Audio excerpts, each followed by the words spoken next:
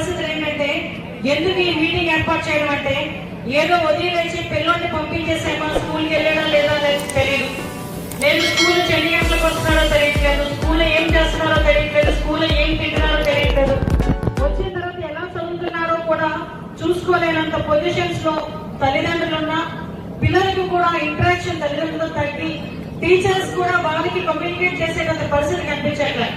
ఎందుకంటే ఇంతకు ముందు కంపల్సరీ ఒక ప్రోగ్రెస్ రిపోర్ట్ అని ఆ రిపోర్ట్ ఇంటికి తీసుకెళ్తే పేరెంట్స్ సంతకం పెట్టించాలంటే అమ్మకి ఇస్తే ఆ ప్రోగ్రెస్ కార్డు ఎక్కడ మార్కులు తక్కువ వచ్చి తంతదేమో అని భయపడిపోయి కొంతమంది పిల్లలు వాళ్ళ సిగ్నేచర్లు వాళ్ళే చేసేసి తీసుకొచ్చి స్కూల్ తీసుకునే సందర్భాలు కూడా ఉన్నాయి. ఎందుకు ఈ మాట చెప్తానంటే అప్పుడు ఒక భయం క్రియేట్ అయ్యేది. ఎంత భయం క్రియేట్ అయ్యిందంటే మా ఇంట్లో నేను చదువు సంబంధించి నా ప్రోగ్రెస్ రిపోర్ట్ మా అమ్మ వాళ్ళు చూస్తే మార్కులు తక్కువ వస్తే మా అమ్మ కొడతాదేమో, మా నాన్న తిడతారేమో, వరదలుగా నాకు కొత్త బట్టలు కొనివ్వలేమో, నన్ను ఎక్కడికి పంపించలేమో నా భయం పిల్లల్లోనే ఉండేది. కానీ ఈ మధ్య కాలంలో పరిస్థితులు ఏమైపోయినాయి అంటే పిల్లలకి టీచర్స్ కి మధ్యలో కరుణాభావ సంబంధం ఉండాలి. ఇంట్లో పిల్లలు ఎలా ఉండాలి, ఇప్పుడు పిల్లలు ఎవరైనా ఒక డల్ గా ఉన్నాడు అనుకోండి, టీచర్ కనిపిస్తుంది డల్ గా ఉన్నాడు ఎందుకు అని. వెంటనే వాళ్ళ పేరెంట్కి ఫోన్ చేసుకుని అమ్మ ఇంట్లో ఏమైనా అయిందా, ఇంట్లో అబ్బాయికి ఏమైనా ఇబ్బంది కలిగిందా, ఎందుకు ఇంతకు ముందు చదువుకున్నంత ఫ్రీగా అమ్మాయి చదువుకోలేకపోతుంది, లేకపోతే ఎందుకు ఏమైంది, ఆ ఒక రకమైన అవినాభావ సంబంధం అనేది టీచర్ కి అదేవిధంగా పేరెంట్ కి మధ్యలో ఉండాలి. అట్ ద సేమ్ టైం స్కూల్లో ఏం జరుగుతుంది, ఏ రకమైన చదువులు చెప్తున్నారు, ఇక్కడ ఏ రకమైన భోజనం పెడుతున్నారు, ఈరోజు గవర్నమెంట్ స్కూల్స్ మనం ప్రోత్సహించాల్సిన అవసరం ఉంది. ఈ నేపథ్యంలోనే ఈ రోజు ఈ కార్యక్రమాన్ని కూడా పెట్టడం జరిగింది.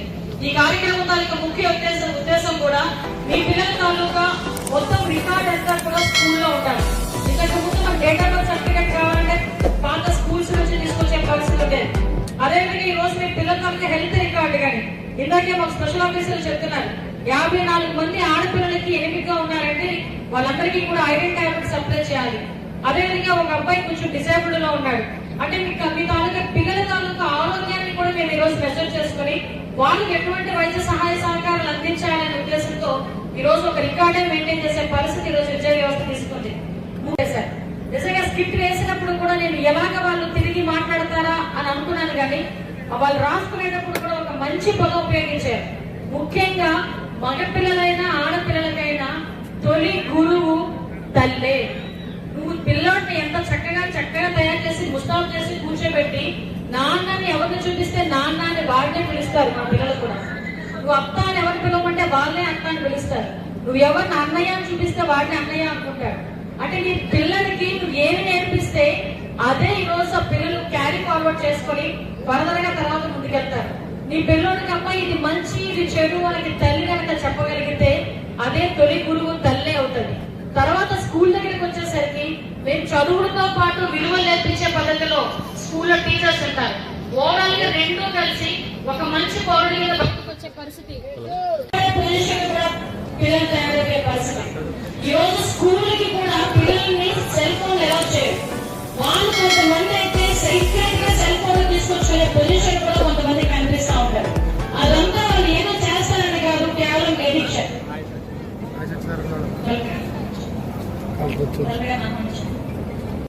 స్కూల్ టీచర్స్ కూడా పిల్లలకి చెప్పే విధానం ఒకసారి మనం మామూలుగా ఆలోచించుకుంటే ఈ రోజు ఇందాక ఒక అమ్మాయి చెప్పింది, ఒక అమ్మాయి మాట్లాడుతున్నప్పుడు నేను విన్నా.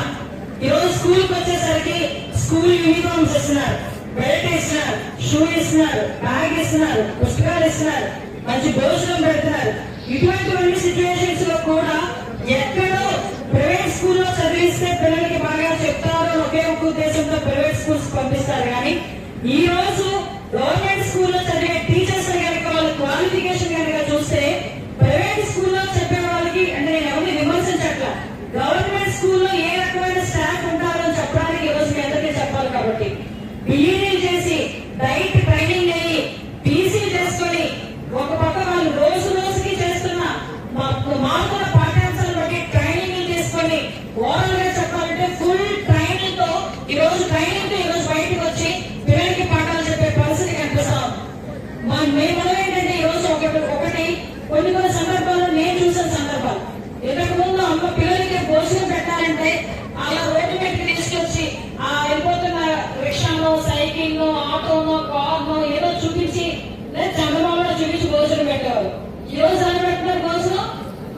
సెల్ ఫోన్ చూపించేస్తారు అప్పుడే సెల్ ఫోన్ ఆడు భోజనం తినకుండా వచ్చాడు ఆడు సెల్ ఫోన్ చేతిలో పెట్టేస్తారు మనం సీరియల్ చూసుకుంటా ఆడి నోట్లో పెడతామో చెవులు పెడతామో తెలియదు ఆడి మాత్రం భోజనం పెడతా ఉంటాం వాడు ఏం చేస్తాడు సీరియల్ అర్థం కాదు కాబట్టి మొబైల్ చూస్తా కూర్చుంటాడు నీకు ఎంత దారుణం అంటే ఆడు లెగిసి